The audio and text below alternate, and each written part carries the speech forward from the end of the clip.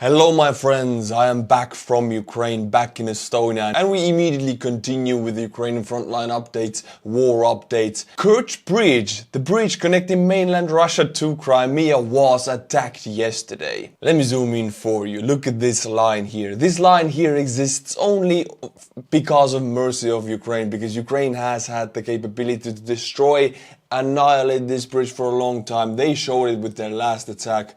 But they're keeping it intact, because when they start taking Crimea, all of these Russian-minded civilians who are living here right now, they need to get away somehow. If they don't, they're gonna be a huge issue for Ukraine. So Ukraine is allowing them to leave. Ukraine has modified S-200, not S-300 but S-200 missile systems. You can see this missile right here. It is an older system, but the range is huge. And this is the firing device. This attack was not about destroying the bridge, but to send a message to Russia, to remind the Russian-minded people in Crimea that we can take this bridge away if we want to.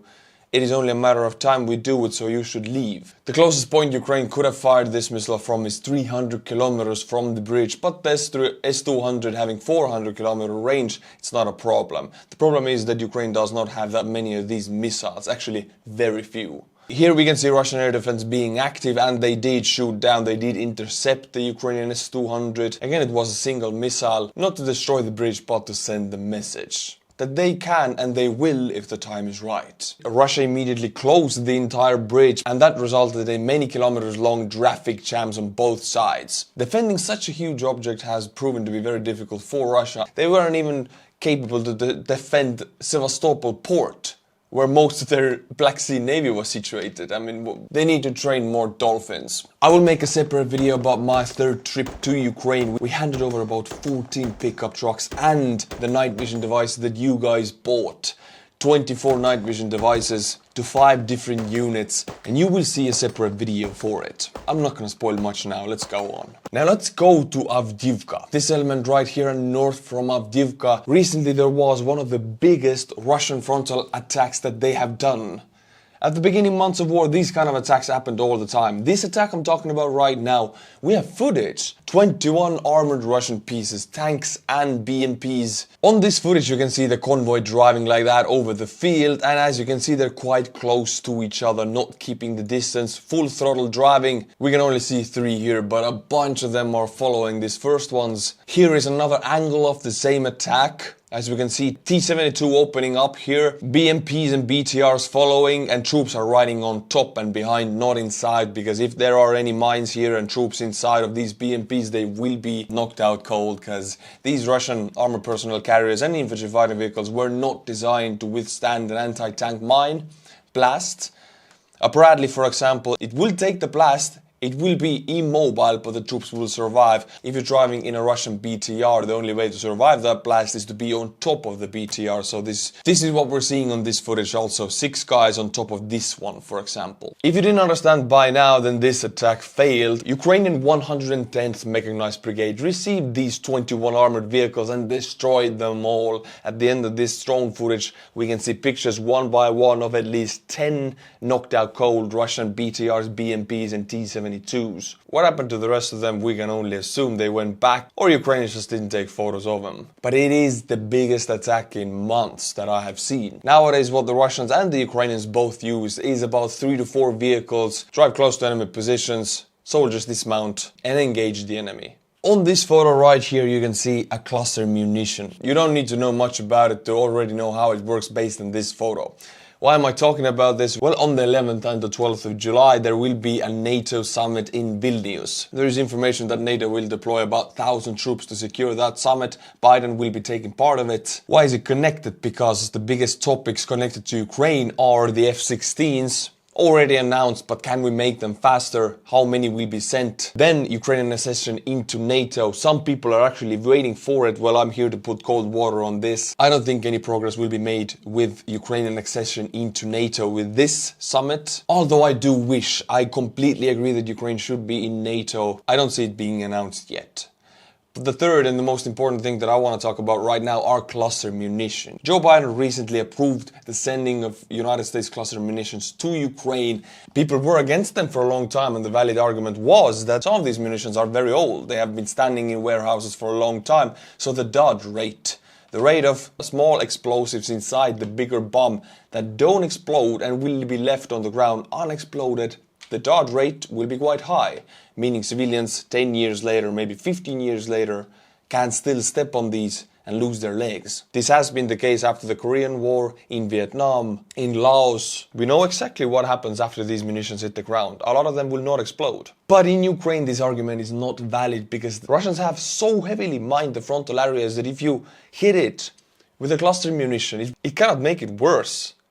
If anything, it'll make it better because the cluster munitions will explode the Russian mines. The dodge rate doesn't apply here. Secondly, Western people in NATO countries are commenting, oh, we don't want to use cluster munitions. Look what happened in Vietnam, in Korea. They're against it. My friends, this is a photo from Kharkiv. Ukrainians gathered up all of the cluster munitions they found that Russians shot out and put them on this photo. These are the shells of the cluster munitions that Russians are using daily against Kharkiv and other frontal cities of Ukraine. Yes, Russians are using cluster munitions right now against Ukraine, and then we have Western people saying, don't use them against Russians, it's inhumane. I'm so close to flipping right now. I say send cluster munitions to Ukraine and send a lot of them. All of these are shells, meaning that civilians have soaked up everything that is inside of these shells. Any civilian in the West taking a moral high ground stating that cluster munitions are dangerous for civilians, they're just extremely ignorant. Russians have been using these on civilians since day one. My friends, let's take a very quick look on the front lines, and this time I'll only analyze the Bakhmut front. North of Bakhmut, Ukrainians have advanced toward Berkhivka, as you can see. Very visible on the map, fighting is happening on the outskirts of the city. Some urban area is already liberated by the Ukrainians. Also, newly liberated area is west from Ryagidne, this settlement right here, and you can see this yellow area. This is newly liberated. We see some windbreaks. There's a pond right here. Russians were pushed out of this area. Also, looking at the bigger picture around Bakhmut, Ukrainians do control the northern and southern heights around Bakhmut. These are hidden areas. I wouldn't call them mountains, but they're hidden areas which face down into Bakhmut. Placing artillery on those makes it much more easier and accurate to shoot into Bakhmut.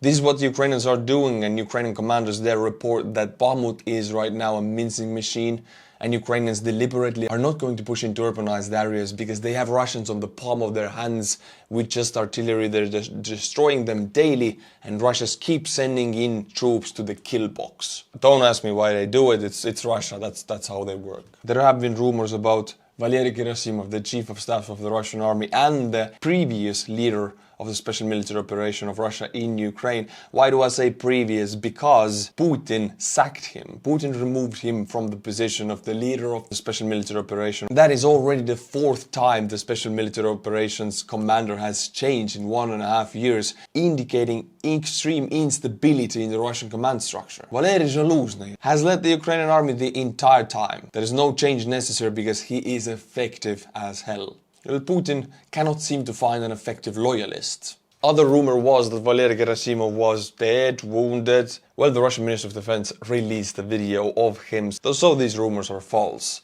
He will continue as the Chief of Staff of the Armed Forces of Russia, but not as the commander of the special military operation. Rumor is that he was replaced as the head of the special military operation by Mikhail Deplinsky, who was previously the commander of the airborne forces, the Desantniks. Every time these changes happen, it's bad for Ukraine because usually Russian command structure is very incompetent. Gerasimov is incompetent, Shoigu is also. Anytime any of these people are changed out or sacked, somebody more capable can take their position. And unfortunately, I'm afraid Mikhail Deplinsky is more capable, like Surovikin was when he was at the head of the special military operation. Zelensky visited Turkey, and he returned from Turkey with 5 Azovstal commanders. These are the 5 highest Azovstal commanders given to Turkey by Russia to hold as POWs, and the deal between Erdogan and Putin was that Turkey will not release these prisoners to Ukraine until the war is over. Well, Erdogan gave a huge bitch slap to Putin's face and released them now, with his actions showing that he doesn't care at all about the deals he has made with Putin. He has chosen a side right now. That's not the only thing Erdogan did. Then he came out with a speech endorsing Ukrainian accession into NATO. Another huge bitch slap to Putin's face. In all of this light, Putin has an invitation to meet Erdogan in Turkey for the next month. I don't see a world where Putin is accepting that invitation after being pitch-slapped twice like that. Also, Igor Kirkin, the terrorist, said that if he was Putin, he would think twice because this might be a trap of Erdogan trying to get Putin into Hague. Erdogan's actions speak for themselves. He has given a huge FU to Russians. Also, the Russian people don't know how to take this, because Mariupol and Azovstal, it was a huge political order for the Russians. It was like Bakhmut at the time. It was very hard, it was incredibly difficult to take, so Russia resulted in bombarding the civilians indiscriminately. Then they took Mariupol, but not Azovstal. That took a few months, buying Ukrainian troops time to establish a united front line. Now we will watch a video of one of those Azovstal commanders talking what will they do next. His name is Denis Prokopenko and his grandfather was Finnish. He is of Finnic-Karelian ancestry. His grandfather fought against the Soviets in the Winter War and the Finnish lost Karelia in the Winter War. Like grandfather, so grandson, fighting against the Russians, and not much has changed. They just arrived back. Let's see what he has to say. I am sure that the army is teamwork, and starting from today we continue fighting together with you. We will definitely have our say in combat. And also pay attention to this guy right here. He is the meme lord Budanov, the commander of the Ukrainian intelligence forces. He is known for his poker face, but you can see him smirking when hearing that Denis and other Azovstal commanders want to go back to battle. They're itching to take the gun and hunt some orc. Even Budanov is cracking up. The most important thing today is that the Ukrainian army has taken the strategic initiative on the front line, and with each day we move forward, destroy the enemy, liberate temporarily occupied territories. And I'm sure we will do everything possible and impossible to speed up this process and for the war to reach its logical ending. Glory to the nation. Also, Slava Nazi means glory to the nation.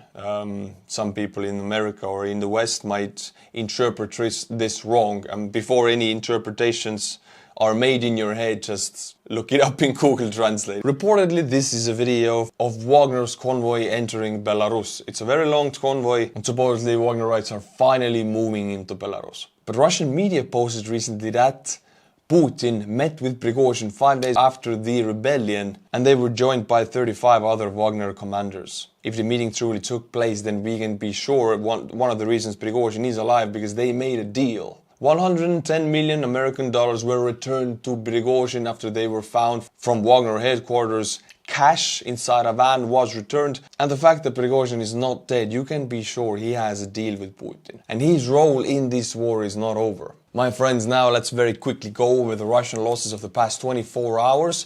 After the huge convoy loss of Avdiivka, the 21 armored vehicles, I mean, that was already counted yesterday or the day before. I'm sure the Russians took a little pause to regroup after that. We have 440 liquidated personnel, 7 tanks, 2 armored personnel vehicles, 5 artillery systems, 1 anti-aircraft warfare system, 1 UAV, 8 vehicles and fuel tanks, and 4 special equipment. 10th of July. But we're always talking about the Russian losses, and I have not wanted to talk about the Ukrainian losses, but I feel like I must open this up a little bit. Ukrainians are also taking heavy losses. The attacking side always takes more losses than the defending side, and Ukraine is right now grabbing the initiative, being the attacking side, so we're going to watch a video that opens up other side of the story a little bit. This here is Oleg Sentsov, a filmmaker who spent 5 years in Russian prison, and now he's talking to us after being wounded in battle. We just left the battle. Those who remained, we completed their task.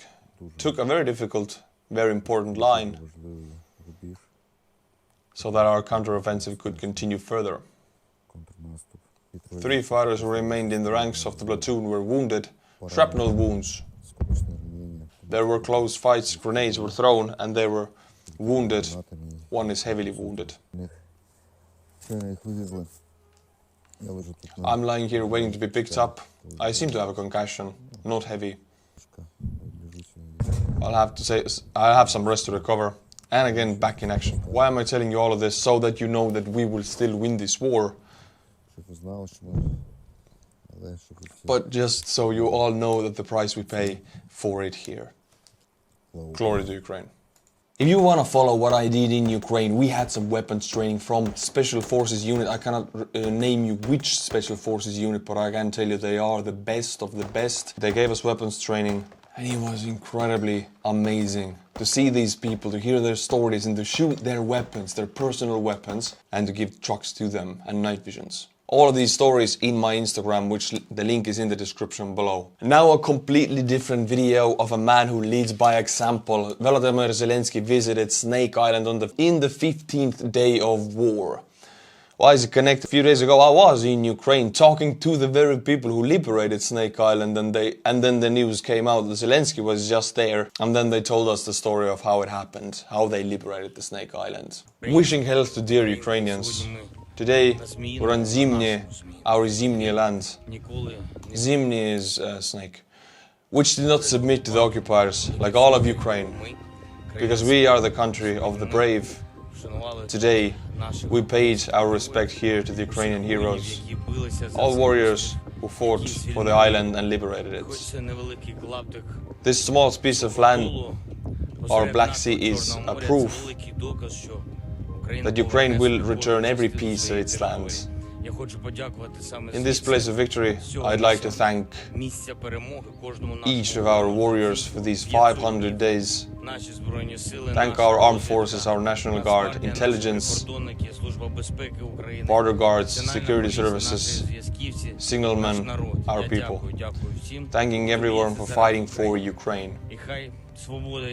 And let the freedom that our heroes of different times wish for us and the one they're fighting for now. We pay respects to everyone who gave their lives for Ukraine. We will definitely win. Definitely. Slava Ukraini. Heroям Slava. Zelensky's actions speak louder than his words. He speaks beautifully, but the visit itself to such a dangerous place, 40 kilometers, only 40 kilometers, that is 25 miles from this island, is the front line. Russian ships. This island is very easy to strike, and he goes there to show Ukrainians that he is not afraid, to show the Russians that he's not afraid. What does Putin do? My friends, I didn't upload for a week because I was in Ukraine. During this time I felt glad that I had such a great group of people like you, especially the patrons.